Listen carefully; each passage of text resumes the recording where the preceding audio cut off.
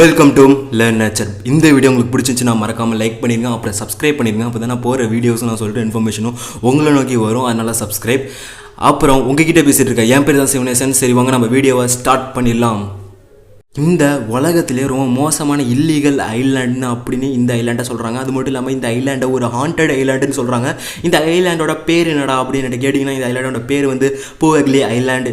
இந்த ஐலாண்டு ஒரு beautiful city பக்கத்தில் தான் இருக்குது. அந்த சிட்டி என்னென்னா வெனிஸ் நகரம். ஆமாங்க, ரொம்ப அழகான வெனிஸ் நகரத்துக்கு பக்கத்தில் தான் இந்த ஐலாண்டு இருக்குது.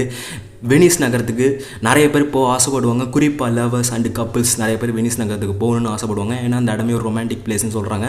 நமக்கு அதை பற்றிலாம் தெரியாது. அதுமாரி ஒரு இடத்துக்கு பக்கத்தில் தான் இதுமாரி மோசமான சபிக்கப்பட்ட இல்லீகல் அப்புறம் ஹாண்டட் ஐலாண்டு இருக்குது. இதை பற்றி தான் நம்ம இன்றைக்கி பார்க்க போகிறோம். 1348 அன்னைக்கு வெனிஸில் ரொம்ப மோசமான நிகழ்ச்சி நடந்துச்சு. அது என்னன்னா, பபோனிக் பிளேக் வெனிஸ் நகரத்தை அட்டாக் பண்ண ஆரம்பிச்சிச்சு. அதனால் எக்கச்சக்கமான மக்கள் செத்து போனாங்க. இந்த பபோனிக் பிளேக்கை பற்றி தனியாக ஸ்பெசிஃபிக் வீடியோ போட்டிருப்பா, அதாவது பிளாக் டெத்.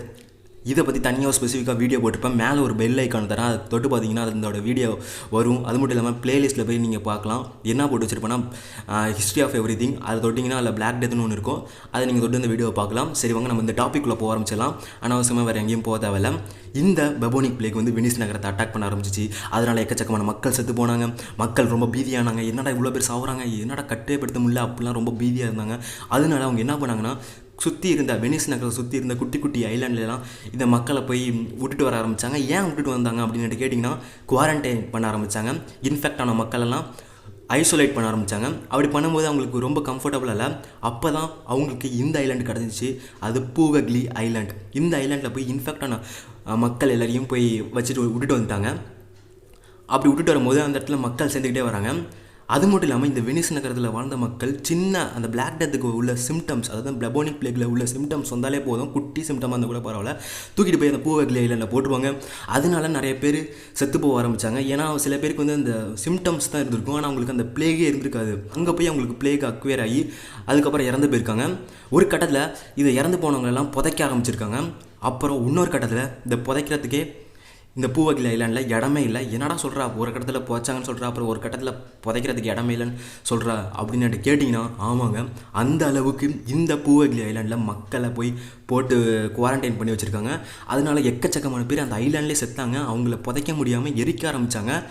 இதுமாரி ஒரு இன்சிடென்ட்ஸ் அந்த காலத்தில் நடந்திருக்கு. திரும்பி 2வது அட்டாக் நடந்திருக்கு வெனிஸ் நகரத்தில், இந்த பபோனிக் பிளேக்கு. அதனால திரும்பி எல்லா மக்களையும் அங்கே கூட்டிகிட்டு போய் இன்ஃபெக்ட் ஆன பர்சனு, குட்டி சிம்டம்ஸ் உள்ள பர்சன் எல்லாரையும் போய் திணிக்க ஆரம்பிச்சிருக்காங்க அந்த போவெக்லி ஐலாண்டில். அப்படி வைக்கும்போது அந்த ஐலாண்டுக்கு போனாலே செத்து போயிடுவாங்க. ஆக்சுவலி எல்லாருமே செத்து போயிடுவாங்க. புதைக்கிறதுக்கு இடமும் இல்லை. அதனால எல்லாரையும் கொளுத்தி போட்டுருவாங்க. இதுமாரி 2 டைம்ஸ் இன்சிடென்ட் நடந்திருக்கு ஹிஸ்ட்ரியில். அதுக்கப்புறம் நம்ம நெப்போலியன் வந்து இந்த இடத்த வந்து ஒரு சூப்பரான இடமா யூஸ் பண்ணிக்கிட்டாரு. என்னென்னா கன் பவுட்ரு, வெப்பன் இது எல்லாத்தையும் பதுக்கி வைக்கிறதுக்கு யூஸ் பண்ணிக்கிட்டாரு. ஏன்னா மக்களுக்கு இந்த இடத்து மேலே ஒரு பயம் இருந்துச்சு. இங்கே ஒரு பேய்கள் நிறைய இருக்குது, இங்கே சபிக்கப்பட்ட இடம், இந்த இடத்துக்கு போனாலே செத்து போயிடுவாங்க. அது மட்டும் இல்லாமல் இந்த பிளேக் வந்து செத்து போன நிறைய பேர் இங்கே தான் ஆவியாக சுற்றிட்டு இருக்காங்க அப்படிலாம் மக்கள்கிட்ட ஒரு நம்பிக்கையே இருந்துச்சு. ஏன் அப்படி ஒரு விசித்திரமான நம்பிக்கை அந்த மக்கள்கிட்ட இருந்துச்சுடா அப்படின்னு கேட்டிங்கன்னா, ஏன்னா இந்த போவெக்லி ஐலாண்டில் 50% சாதா மண், அப்புறம் 50% சாம்பல், மனுஷங்களோட சாம்பல் தான் இருக்குதான், பார்த்துக்கோங்க. அதனால மக்களுக்கு இந்த போவெக்லி ஐலாண்ட் மேலே ஒரு தண்ணி பயமே வர ஆரம்பிச்சிச்சு. நெப்போலியன் இதை யூஸ் பண்ணிக்கிட்டாரு. அது மட்டும் இல்லாமல் இந்த இடத்துல நிறையா சண்டையும் போட்டிருக்காங்களாம் நெப்போலியனால். அதனால் அதில் எக்ஸ்ட்ராவாக செத்து போயிருக்காங்க இந்த ஐலாண்டில். பார்த்துக்கோங்க, பிளேக்னால் செத்தவங்க ஒருத்தவங்க இருக்காங்க, அப்புறம் நெப்போலியனால் செத்தவங்க நிறைய பேர் இருக்காங்க. இந்த ஐலாண்டில் நிறைய பேர் செத்துக்கிட்டே தான் இருக்காங்க. அதுக்கப்புறம் கொஞ்சம் வருஷம் கழித்து நம்ம ட்ராவல் பண்ணி போனோன்னா 1922க்கு இந்த இடத்துல ஒரு மென்டல் ஆஸ்பத்திரி கட்டுறாங்க. இந்த மென்டல் ஆஸ்பத்திரியை கட்டும் போதே ஒரு ரொம்ப வீக்கான பேஸோடு தான் கட்டுறாங்க, ரொம்ப மட்ராகமாக தான் கட்டுறாங்க. கன்ஸ்ட்ரக்ஷன்லாம் ரொம்ப ஒன்றும் சூப்பராலாம் கட்டல. அது மட்டும் இல்லாமல் இந்த மென்டல் ஹாஸ்பிட்டலில் என்னடா பண்ணிட்டு இருந்தாங்க அப்படின்னு கேட்டிங்கன்னா, சிம்பிள், எல்லா பேஷண்ட்டையும் ட்ரீட் பண்ணுறதுக்காக கட்டிட்டு இருந்தாங்க அப்படின்னு நான் சொல்ல மாட்டேன். இந்த இடத்துல பேஷண்ட் மனநிலை குறைவாக உள்ளவங்களெல்லாம் தூக்கிட்டு வந்து கொடுமைப்படுத்திருக்காங்க. ரொம்ப மோசமாக கொடுமைப்படுத்திருக்காங்க. என்ன பண்ணாங்கடா அப்படின்னு கேட்டிங்கன்னா, இங்கே ஒரு சைக்கோ டாக்டர் இருந்திருக்காருங்க. அவரோட பேர்லாம் விட்டுருங்க, அவர் சைக்கோ டாக்டர்னே கூப்பிடலாம் நம்ம. அவர் என்ன பண்ணிக்காருன்னா, லெப்படோமாஸ் மேலே ஒரு பிலீவ் வச்சுட்டு இருந்திருக்காரு. லெப்படோமாஸ்னால் என்னடா அப்படின்னு கேட்டிங்கன்னா, அது ஒரு சிம்பிள் ப்ரொசீஜர் தான். என்ன பண்ணுவாங்கன்னா, ஒரு ட்ரில் எடுத்து உங்கள் மண்டை மேலே வச்சு குடைவாங்க. எதுக்கிட்ட அப்படி குடைவாங்க அப்படின்னு கேட்டிங்கன்னா, அப்போ தான் உங்களோட மனநிலை ரொம்ப சாந்தமாக ஹெல்த்தியாக நீங்கள் மாறுவீங்களாம். அந்த ஒரு மென்டல் இல்னஸ்லேருந்து உங்களால் க்யூர் ஆக முடியுமா, அதுமாரி ஒரு நம்பிக்கை அவர்கிட்ட இருந்துச்சு. அந்த காலத்தில் இந்த ட்ரீட்மெண்ட் பண்ணியிருக்காங்க. ஆனால் நிறைய டாக்டர் பண்ண மாட்டாங்க, சில மோசமான டாக்டர் தான் இந்த ட்ரீட்மெண்ட்டெல்லாம் பண்ணுவாங்க. இப்போ அந்த ட்ரீட்மெண்ட்லாம் இல்லை, கவலையே படாதீங்க. இந்த சைக்கோ டாக்டர் அந்த ட்ரீட்மெண்ட்டை பண்ணி எக்கச்சக்கமான பேரை கொண்டுகிட்டே இருந்திருக்காரு. அது மட்டும் இல்லாமல் இந்த மென்டல் ஆஸ்பத்திரி கட்டின நோக்கம் மக்களை சரி பண்ணுறது, பைத்தியமான மக்களை சரி பண்ணுறது. ஆனால் இங்கே நடந்தது கொடூரமான விஷயங்கள். லெப்படோமாஸ், பைத்தியமான மக்கள் எல்லாம் கொடுமைப்படுத்துறது, அவங்கள வச்சு விசித்திரமான ஆராய்ச்சியெல்லாம் பண்ணுறது. அது மட்டும் இல்லாமல் இந்த சைக்கோ டாக்டர் பண்ணுற கொடுமை இருக்குது, அது மோசமான விஷயம். ஓகே, இந்த சைக்கோ டாக்டர் பண்ணது சரியா அப்படின்னு நான் உங்கள்கிட்ட கேட்குறேன். அதுக்கு முன்னாடி நான் ஒரு சின்ன விஷயம் சொல்லிடுறேன். கர்மா இஸ் அ பூமரங்.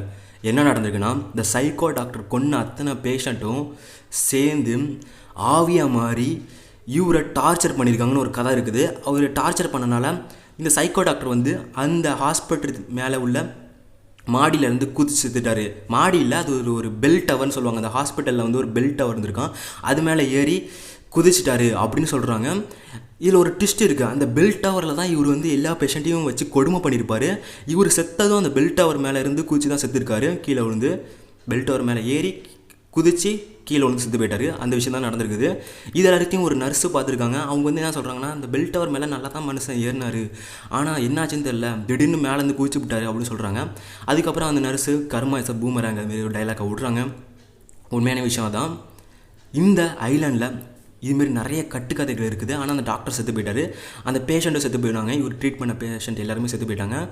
சில பேர் என்ன சொல்கிறாங்கன்னா, இவர் ட்ரீட் பண்ண பேஷண்ட் சில பேர் நல்லா க்யூர் ஆகி இவரை வந்து அந்த பெல் டவருக்குள்ளே மூடி வச்சு சித்திரவதை பண்ண ஆரம்பிச்சிட்டாங்க. அதனால இவர் செத்து போய் அங்கே ஆவியாக சுற்றுறாரு, அதனால அந்த இடம் ஒரு திகிலான இடமா இருக்குது அப்படின்லாம் சொல்கிறாங்க. நிறைய கதை இருக்குது. இப்போ இந்த இடத்துக்கு நீங்கள் போனீங்கனாலே உங்களுக்கு ஒரு நெகட்டிவ் வைப்ரேஷன் கிடைக்குமா? எக்கச்சக்கமான நெகட்டிவ் வைப்ரேஷன். உங்களை பின்னாடி இருந்து கூப்பிட்ற மாரி இருக்குமா, உங்களை யாராச்சும் பயமுறுத்துற மாரி இருக்குமா? அது மட்டும் இல்லாமல் நிறைய டூரிஸ்ட், நிறைய த்ரில் சீக்கர்னால் இந்த பேய் இதுமாரி விஷயத்தெல்லாம் தேடி போவாங்க. அவங்க வந்து இந்த ஐலாண்டுக்கு போய் ஒரு விஷயத்தை மென்ஷன் பண்ணியிருக்காங்க. இந்த இடத்துக்கு நீங்கள் யாருமே வராதிங்க, இந்த இடத்துக்கு திரும்பி நீங்கள் யாருமே வராதிங்க. அது இங்கிலீஷில் என்ன சொல்லியிருக்குன்னா, go to your home now and don't return அப்படின்னு யாரோ சொல்கிற மாரி இருக்கான். அப்படின்னு அந்த இடத்துக்கு போனவங்களாம் சொல்கிறாங்க. இந்த பூவெக்லி ஐலாண்டுக்கு போனவங்க எல்லாருமே சொல்கிறாங்க, இந்த இடத்துல ஒரு அமானுஷ்யமான சக்திகள் நிறைய இருக்குது தான், உலாவு தான். அதுக்கப்புறம் இந்த டாக்டர் கதையை விட்டுருங்க, இந்த பிளே கதையை விட்டுருங்க. இதெல்லாம் முடிஞ்ச பிறகு என்ன நடந்திருக்குன்னா, ஒரு ஆள் வந்து இந்த பூவெக்லி ஐலாண்டை வாங்கியிருக்காரு. எல்லாருக்குமே நம்ம மரியாதை கொடுத்து தான் பேசணும். ஓகே, வாங்கியிருக்காரு. வாங்கின பிறகு அவருக்கும் ஒரு அமானுஷமான சக்தியெலாம் உணர ஆரம்பித்தார். அவர் ரொம்ப தொல்லை பண்ணிச்சா நிறைய ஆவிகள் அப்படிலாம் சொல்கிறாங்க. எக்கச்சக்கமான நெகட்டிவ் வைப்ரேஷன் அங்கே இருக்க தான் செய்யும். ஏன்னா அவ்வளோ பிளேக் பேஷண்ட்ஸ் செத்து போயிருக்காங்க, அவ்வளோ சைக்கோ பேஷண்ட்ஸ் செத்து போயிருக்காங்க. ஏன்னா அந்த டாக்டர் சைக்கோ தான் அந்த எல்லா சைக்கோவையும் கொண்டு இருக்கான்.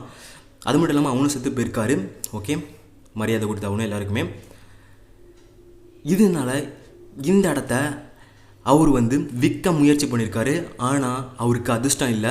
யார் விற்க முயற்சி பண்ணா அப்படின்னு கேட்டிங்கன்னா, இந்த பூவெக்லி ஐலாண்டை ஒருத்தர் வாங்கியிருக்காரு ரொம்ப வருஷம் கழிச்சு. அவருக்கு மேலே நிறைய அமானுஷம் நடந்தனால இந்த இடத்த அவர் வந்து விற்க முயற்சி பண்ணார். ஆனால் அவரால் விற்க முடியல.